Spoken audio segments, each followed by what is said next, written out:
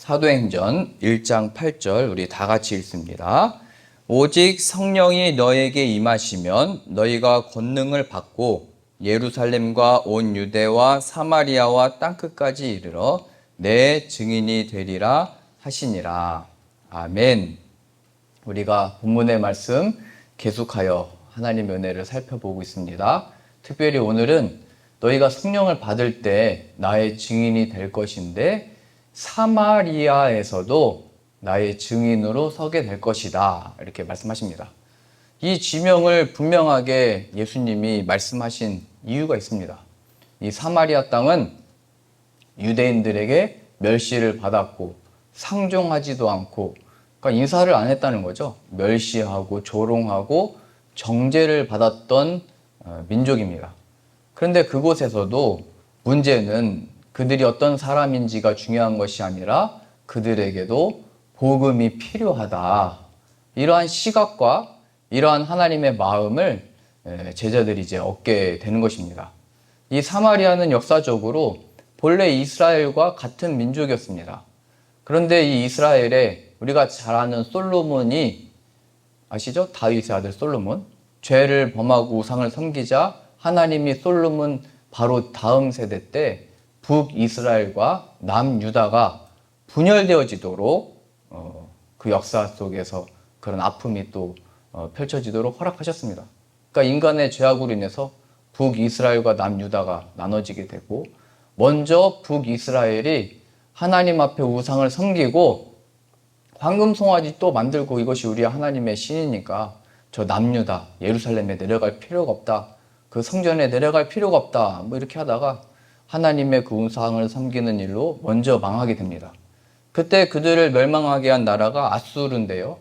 그 아수르는 이 북이스라엘의 사람들, 특별히 그 땅의 수도였던 사마리아 사람들을 다 자신의 땅으로 옮기고 남게 된 자들은 이방 여러 민족들을 그 가운데 사마리아에 보내서 다 결혼시키고 그 민족을 아주 멸살시키려고 그런 정책을 펼쳤습니다. 그러면서 이방 민족들이 들어올 때 이방 신들과 문화들이 들어오면서 다 혼합되게 되어진 것이죠.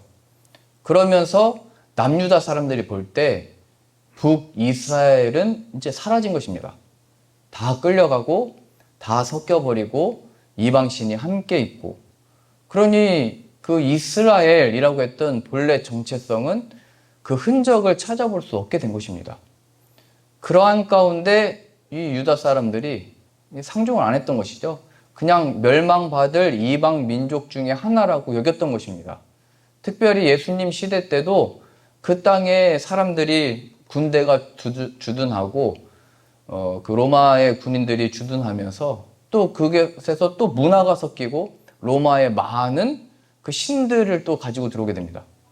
그러니까 시대를 거듭하면서 계속 이스라엘의 모습은 없어지고 혼탁해지고 부패해지고 어떤 타락한 모습들이 가득하게 된 것입니다. 그런데도 사마리아 사람들은 우리가 본래 아브라함의 자손이고 이스라엘 백성으로서 정통성을 가지고 있다고 생각을 했습니다. 우리가 비록 문화가 섞이고 이방신들은 있었지만 그래도 하나님을 향한 정통성 있는 민족이고 신앙과 이 믿음을 가지고 살고 있다고 생각을 한 것입니다.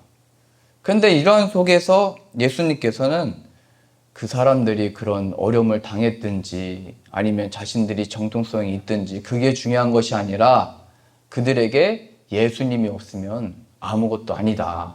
그리고 제자들에게 말씀하셨듯이 너희들이 그들을 어떻게 바라보는지 그 시각이나 판단, 과거의 역사가 중요한 것이 아니라 지금 너희가 가서 이제 나의 증인으로 그곳에 서야 되는 것이다. 그들에게 복음이 필요하다. 이 말씀을 하신 것입니다. 이것은 과거에 모든 매여있던 곳에서 저게 되겠느냐, 저 사람들은 안 된다라고 했던 모든 곳에 대한 우리들의 관심과 생각을 다 무너지고 그 매였던 것에서 자유를 얻게 하시는 것이고 오직 예수님이 필요하다는 것을 가르치고 계신 것입니다. 너희들이 가서 나의 증인이 될 것이다. 오늘 이 본문의 말씀을 좀 더 구체적으로 보기 위해서요. 어떤 거에 이 사마리아 사람들이 매여 있었던 것인지 또 유대인들은 이 사람들에 대한 어떤 정죄 속에 빠져 있던 것인지, 그래서 이 가운데 정말로 예수님의 복음이 증거되고 나타나면 어떤 복들이 임하게 되는 것인지를 살펴보겠습니다.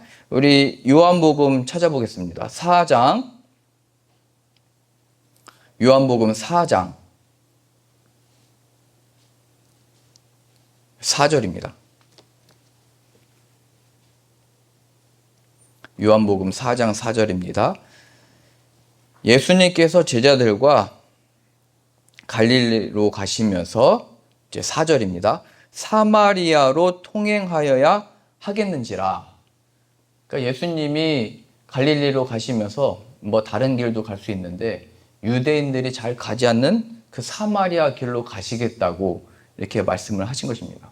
그러면서 예수님이 갑자기 배고프다고 하시면서 제자들은 동네에 내려가 먹을 것을 구하러 갔을 때 우물 곁에 앉아 있다가 한 여인을 만나게 됩니다. 그것이 우리가 잘 아는 그 사마리아 여자인데요. 그 여자에게 예수님께서 물을 좀 달라 이렇게 말씀하실 때 그 사마리아 여자가 이렇게 얘기합니다. 9절입니다. 사마리아 여자가 가로되 당신은 유대인으로서 어찌하여 사마리아 여자 나에게 물을 달라 하나이까 하니 이는 유대인이 사마리아인과 상종치 아니함이러라.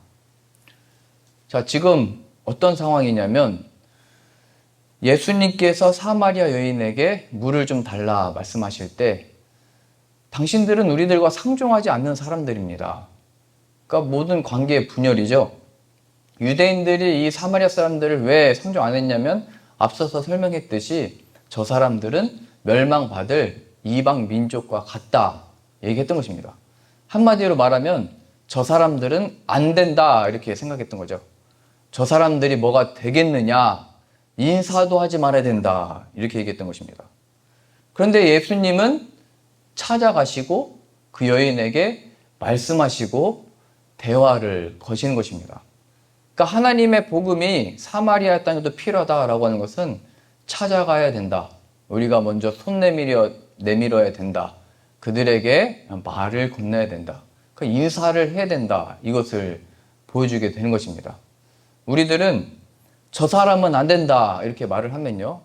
지금 예수님도 사마리아 사람을 찾아가고 만나셨잖아요. 근데 예수님 저 사람들은 안 됩니다 이렇게 얘기하면은 나도 안 됩니다 얘기하는 것과 똑같은 겁니다. 왜냐면 나도 하나님 앞에서 죄인이었고 연약한 자였고 하나님 앞에서는 원수와 같았던 자이기 때문입니다.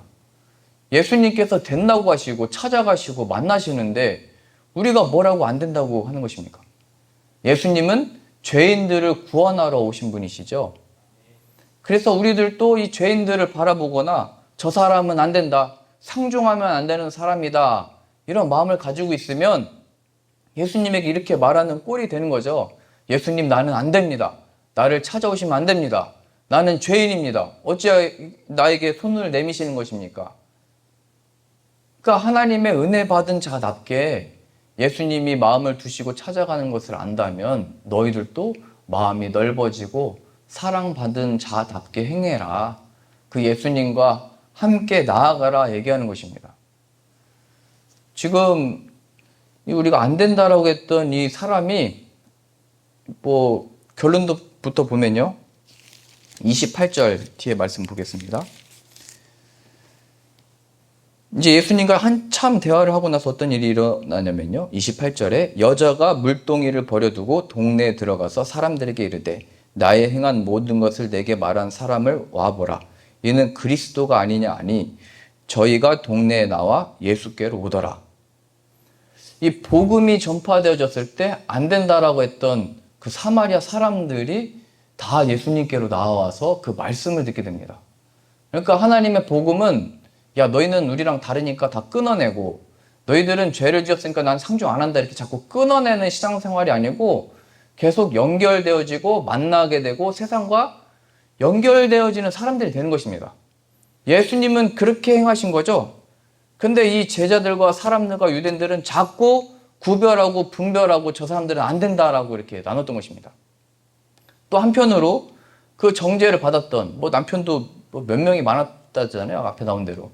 내 남편이 나도 누군지 모르겠습니다. 이렇게 얘기할 때 그 여인이 이 예수님께 은혜를 받고 나서 그 여인이 들어가서 동네 사람들도 다 데리고 나오죠.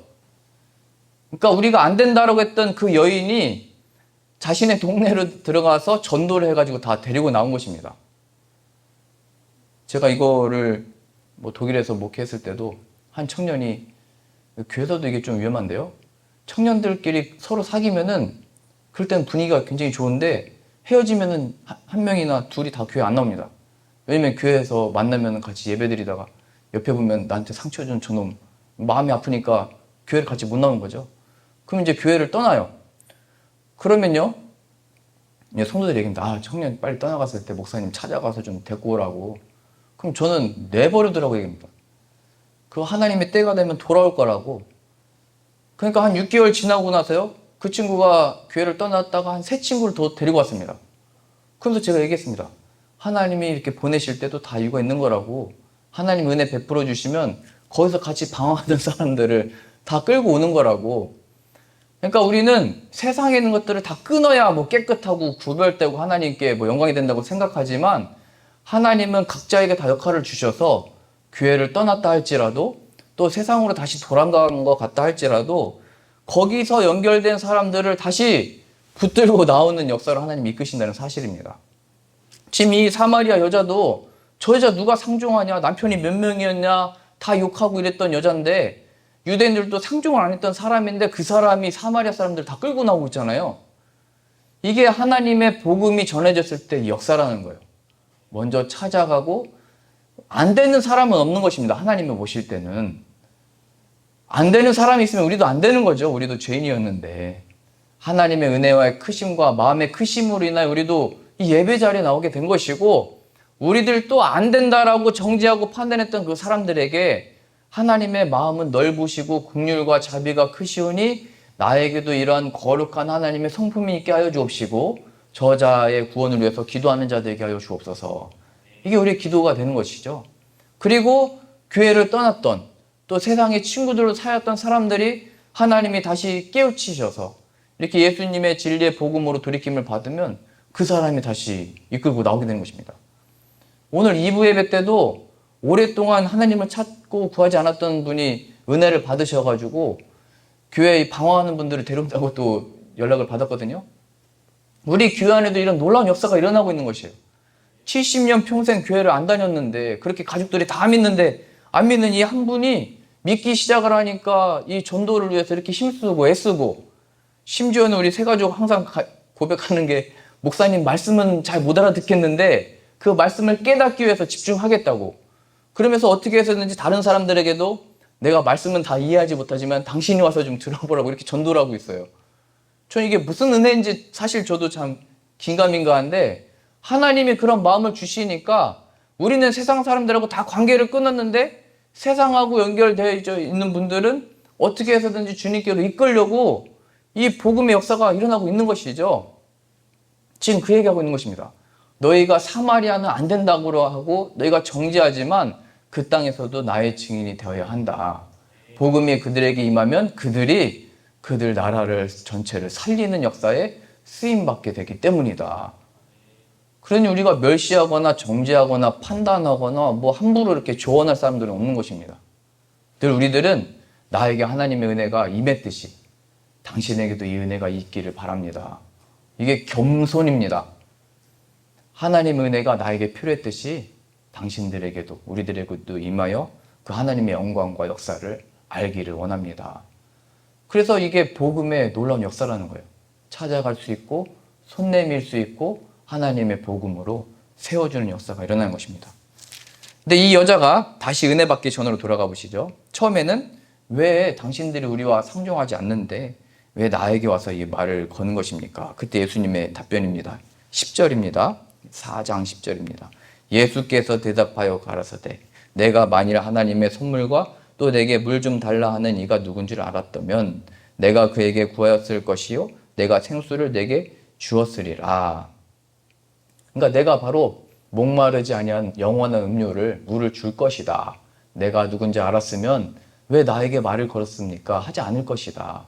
내가 바로 메시아하고 영원히 줄이지 아니하는 구원의 이름이다. 이렇게 말씀하고 있는 것이죠.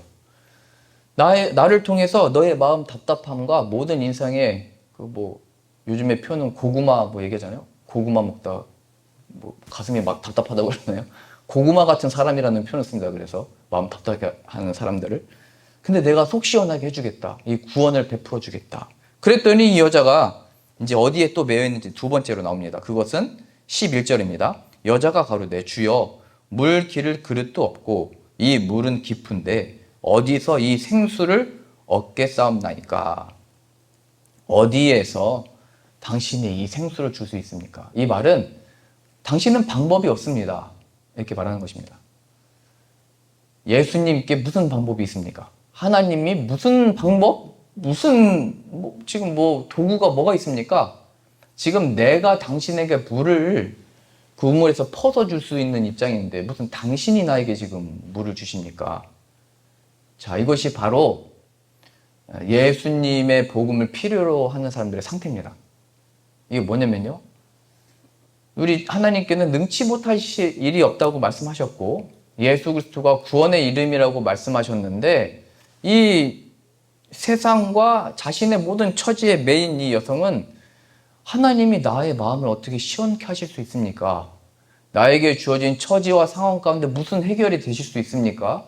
오히려 내가 당신에게 물을 퍼서 하나님의 마음을 시원하게 해주든지 당신에게 예배를 드려주든지 당신을 위해서 내가 전도를 하든지 하면은 내가 했지 무슨 당신이 나를 위해서 뭐를 어떻게 해줄 수 있습니까? 이렇게 나왔다는 거죠. 그랬는데 예수님의 답변은 13절입니다. 예수께서 대답하여 가라사대 이 물을 먹는 자마다 다시 목마르려니와 내가 주는 물을 먹는 자는 영원히 목마르지 아니하리니 나의 주는 물은 그 속에서 영생하도록 솟아나는 샘물이 되리라. 그러니까 인간의 방식과 뜻으로는 안 됩니다. 그리고 물을 퍼서 줄 수는 있겠죠. 그러나 예수님이 말씀하셨듯이 다시 목마르다. 다시 배고파질 것이다. 너의 힘과 능력으로 물을 먹고 밥을 해 먹어도 다시 배고플 거다. 너의 문제가 해결돼도 다시 어려워질 거다. 너희들이 해결함을 받고 나음을 입은 것 같아도 다시 아플 거다. 그러나 내가 주는 이 물을 먹는 자는 영원토록 줄이지 않고 목마르지 않고 하나님의 주시는 안식을 누리게 될 것이다 말씀하신 것입니다. 근데 계속 이 씨름하는 거죠. 근데 어떤 방법으로요? 무슨 능력으로 하실 건데요? 예수님이 무슨 능력이 있습니까? 당신은 지금 내가 보기에 아무런 도구도 없고 아무런 능력도 없어 보이는데요? 내게로 와서 마셔라. 내가 먹이겠다 하시는 것이죠.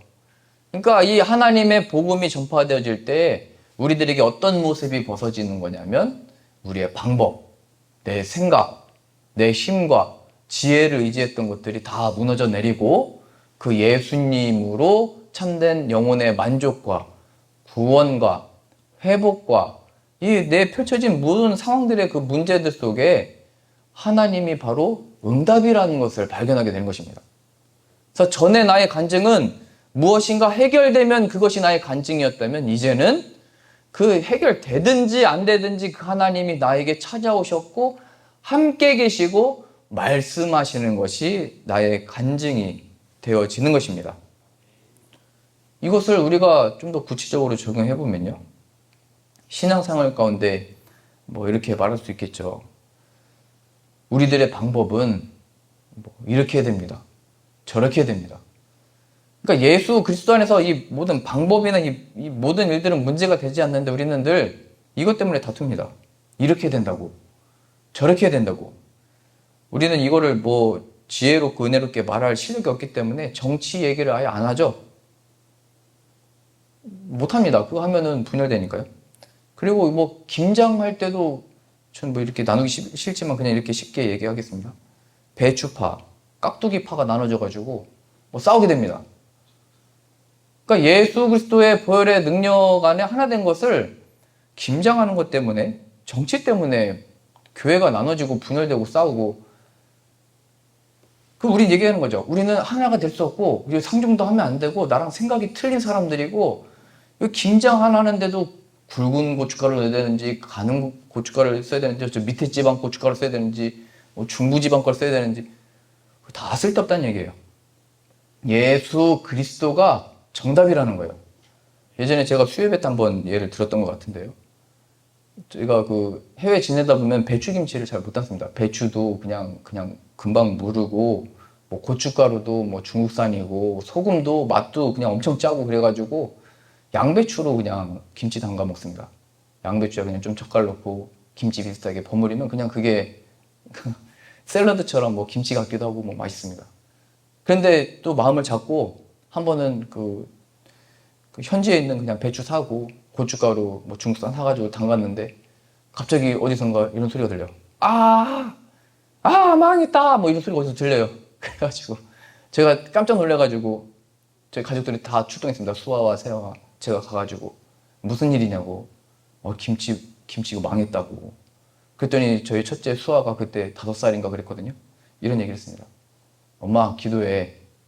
시간 지나면 김치는 다 맛있어져. 그런 얘기를 하는 거예요.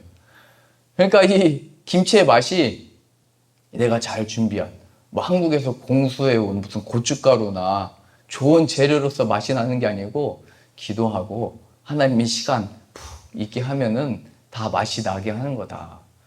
그러니까 우리가 아무리 좋은 재료로 뭘 다 섬기고 뭐를 해도 하나님이 그걸 사용하시지 않으면 은혜롭지 않게 되는 거예요. 아무리 음식을 많이 준비해고도, 우리 집도 성경에 다 표현됐잖아요. 집에 고기가 많고도 다툼과 분열이 많으면 그게 무슨 맛이 있겠느냐, 가족이 무슨 행복이 있겠느냐, 고기 반찬이 아무리 많은 게 무슨 행복이 있겠느냐. 이 예수 그리스도 안에서 그 은혜를 아는 자들이 비록 망했다 했지만 하나님의 은혜를 베풀어 주시면 역사하실 줄로 믿습니다. 그러니까 우리가 언제든지 그 하나님의 은혜를 사모함으로, 내 능력과 내 방식으로 하나님이 일하시는 게 아니고 그것을 하나님이 사용하셨기 때문에 은혜롭게 쓰임 받는 거죠. 이게 한 끗 차이거든요. 내 능력과 내 실력을 의지하는 자들이 하나님이 없으면 그 한 끗 차이로 내 자랑과 교만과 자만이 싹터서 무너져 버리게 되는 것이고요. 그러나 이 내 실력과 내 은사를 주셨지만 하나님의 은혜가 없이는 아무것도 아닙니다. 나의 이 손길을 사용하셔서 이 제단 장식, 그 은혜로서 이것들을 기도함으로 만들어야 그리스도의 향기가 나타나고 하나님이 역사하시고 은혜를 받게 하시는 것입니다. 그게 아니라 내 의와 내 자랑과 내 섬김과 내 봉사로서 하게 되면은 사람들이 늘 얘기할 때 마음에 상처받는 것이죠. 뭐 이렇게밖에 못하냐, 뭐 맛은 오늘 왜 이러냐, 뭐 이게 준비를 한 거냐. 그리고 우리도 잘하고 칭찬 받을 때는 내가 영광을 다 취해서 결국에 하나님 앞에 이 벌을 받게 되는 것입니다. 이게 한 끗 차이죠. 내 능력과 내 실력 때문에 이 영광과 이 칭찬이 있는 것이 아니라 하나님이 나를 연약하지만 사용하셨기 때문에 내 능력이 능력되게 한 것입니다. 이런 의미에서 우리의 가진 실력들은요, 하나님이 없으면 자만으로 바뀌게 되는 것이고, 반대로 우리의 실력에 하나님 은혜가 더해지면 능력이 되는 것입니다. 하나님의 권능이 되는 것입니다. 이거 얘기하는 거죠. 지금 예수님의 제자들에게 너희가 가진 유대인된 아브라함의 피를 물려받았고 율법이 너에게 있으나 그것이 너희의 그냥 자랑이 된다면 사마리아 사람들을 무시하고 저 멸망받을 자라고 하고 상종하지 않는 것 아니냐. 이 자만한 자들아, 교만한 자들아, 이 회칠한 무덤들아, 독사의 자식들아 다 외친 것입니다. 그러나 거기가 은혜가 임하니까 너희가 성령이 너에게 임하시면 권능을 받아 사마리아에서도 나의 증인이 되리라. 그러면은 그 모든 율법과 아브라함의 자손된 것, 유대인으로부터 구원이 남이라. 이런 표현입니다. 바로 그것이 하나님의 은혜가 덧입혀지면 하나님의 능력과 권능의 역사로 나타나게 되는 것입니다. 그러니까 우리가 안 된다라고 했던 사람들, 우리의 방법과 의지했던 이 능력 의지했던 것들을 다 겸손하게 하나님의 은혜가 없이는 아무것도 아닙니다. 나의 이 힘과 체력도 하나님이 붙들어 주셨기 때문에, 또 내가 누군가에게 또 위로의 말을 할 때도 위로가 된 이유는 하나님이 나를 사용하셨기 때문입니다. 그러니 그 하나님 늘 함께 해주시고 하나님이 일하시고 하나님이 역사해 주십시오. 이게 바로 권능을 힘입는 것입니다. 또 마지막으로요. 그러면 이제 이 복음이 전파될 때 이 사마리아가 어떻게 변화되어지는가? 우리 20절 말씀 보겠습니다. 지금 사마리아 여자는 또 이제 또 여기에 매여 있는 것이죠. 20절 보겠습니다. 우리 조상들은 이 산에서 예배하는데 당신들의 말은 예배할 곳이 예루살렘에 있다 하더이다. 이 여자는 아직도 이 장소, 아까는 방법이었고 이제 또 장소에 매여 있게 되는 것입니다. 이 장소는 우리는 사마리아 땅에서 예배를 드리고 있다. 그래도 우리는 정통을 가지고 신앙과 믿음을 지키려고 애쓰고 있다. 그러나 당신들은 예루살렘 성전에서 거기서 예배 드려야 된다고 말씀하고 있다. 그런데 이 복음이 임하니까 예수님 응답이 이렇게 나타납니다. 21절입니다. 예수께서 가라사대 여자여 내 말을 믿으라. 이 산에서도 말고 예루살렘에서도 말고 너희가 아버지께 예배할 때가 이른다. 22절입니다. 너희는 알지 못하는 것을 예배하고 우리는 아는 것을 예배하노니 이는 구원이 유대인에게서 남이니라. 예수님이 유대인 가운데서 오셨기 때문입니다. 23절입니다. 아버지께 참으로 예배하는 자들은 신령과 진정으로 예배할 때가 오나니 곧 이때라. 아버지께서는 이렇게 자기에게 예배하는 자들을 찾으시니라. 저기도 말고 여기도 말고 지금 바로 나를 만난 그때가 바로 예배하는 때다. 나를 발견하고 나를 알게 된 자가 하나님을 높이는 자다. 나를 영접하는 자가 바로 하나님께 순종하는 자다. 말씀하시는 것입니다. 그러니까 모든 장소, 여기, 저기, 또 시간, 이때, 저때를 따지는 모든 사람들에게 하는 말씀이죠. 그게 중요한 것이 아니라 내가 집 앞을 나갈 때라도 나와 함께 동행하는 것, 내가 너와 함께 있는 것, 나를 만난 그때가 바로 하나님께 예배하는 때다. 그러니까 예수 그리스도에게 주목하지 아니하면 늘 이 장소, 시간, 우리의 형식에 다 매여 있게 된다는 거예요. 근데 예수님 말씀하셨잖아요. 그 사마리아도 아니고 저 예루살렘도 아니다. 그 성전이 있는 곳도 아니다. 내가 있는 곳이 바로 하나님의 거룩한 성전이 되어지는 것이고 너희 안에 내가 있으면 하나님의 거룩한 성전이다. 너희가 바로 교회다. 말씀하시는 것입니다. 제가 그 폴란드에서 목회했을 때요. 과거 얘기 안 하려는데 뭐 안 할 수가 없는 것 같습니다. 제가 경험한 게 뭐 지금까지 해외에서 목회한 거기 때문에 그때 그 제가 처음 가보니까 그 한국의 그 교단을 가진 한인교회가 없었습니다. 침례교 선교사님이 목회하시는 침례교회가 있었고요. 그 다음에 이제 제가 갔을 때 그 폴란드에서 처음으로 감리교 한인교회를 개척한 것입니다. 그래서 이제 목회를 하다 보니까 한 성도가 교회 오셨는데 처음에는 몇 달은 잘 이렇게 은혜롭게 하시는 것 같더니 여기 감리교회냐고 하면서 갑자기 장로교회 간판을 달고 교회를 세웠습니다. 그러니까 여긴 침례교회고 여긴 감리교회니까 장로교회 없으니까 장로교회 해야 되겠다. 그렇게 했던 거죠. 그 순간에 저희 교회에 60가정 정도 있었거든요. 근데 그 중에 감리교 교인은 2가정밖에 없었어요. 그때 딱 성도들이 생각하기에 야 장로교회 저기 간판 달았으니까 장로교회로 우리 성도들이 다 가겠다. 왜냐면 거의 80%가 그랬거든요. 뭐 10%는 한 순복음이었고 뭐 10%는 침례교회고 거의 뭐 장로교는 교단이 많아서 그런지 다 장로교였는데 그 뭐 성도들이 조금 불안해했어요. 근데 그 교회가 거의 2달, 3달 그냥 간판 달았다가 다시 간판을 내렸습니다. 그래서 제가 그때 깨달았습니다. 이게 사람들이 간판을 보고 무슨 교단을 보고 교회를 가는 줄 알았는데 모르겠습니다. 지금 한국은 어떤지. 사람들이 그걸 보고 가는 게 아니라 뭔가 다른 것을 붙들고 있는 거구나. 그래서 우리 교회가 사람들이 왜 안 떠났나 제가 궁금해가지고 뭐 성도들한테 왜 저 교회로 안 갔어요? 물어볼 수는 없고. 근데 설교를 보니까 제가 이렇게 설교를 하고 있었어요. 예수님이 감리교인이 되라고 말하고 있지 않다. 루터도 루터교인이 되라고 말하고 있지 않고 칼빈도 장로교인이 되라고 말하고 있지 않다. 그 웨슬리도 감리교의 창시자라고 하는 웨슬리도 감리교인이 되라고 말하고 있지 않고 예수님의 사람이 되라고 있다고 말하고 있다. 우리가 예수 그리스도 그 한 분에게 집중하니까 다른 데 갈 필요가 없게 된 것입니다. 예수님으로 은혜를 받고 구원이 임하니까 교단이 문제가 아니라 정말로 예수님도 예수님의 사람이 되라고 했는데 우리가 너무 그 외에 주변 것들에 주목하면서 거기에 매여 있구나. 그거 아니에요? 그래서 계속 싸우는 거 아니에요? 계속 분열되는 거 아니에요? 그래서 교단이 이렇게 많은 거 아니에요? 처음 그 개혁했던 사람들의 마음은 순수했습니다. 오직 말씀과 믿음과 예수 그리스도에게로 나가라. 근데 그 후손들은 그거 자꾸 계속 싸우는 거죠. 딱 예수 그리스도 붙들어라 얘기하는 것입니다. 지금 이 사마리아 여인은 이 땅입니까? 저 땅입니까? 사마리아가 맞습니까? 예루살렘이 맞습니까? 어디가 정통 있는 데입니까? 다 쓸데없는 것이다. 나를 만난 그때가 바로 거룩한 성전이 되어지는 것이고 예배하는 때가 되는 것이다. 내 안에 내가 있으면 되는 것이다. 이렇게 복되게 말씀하고 있는 것입니다. 그러니 우리 안에 살아계시고 역사하시는 예수님의 이름으로 찬양과 기쁨과 역사가 충만한 저 여러분들 다 되실 수 있기를 소망합니다. 마지막 한 구절 보고 마치겠습니다. 42절입니다. 요한복음 4장 42절.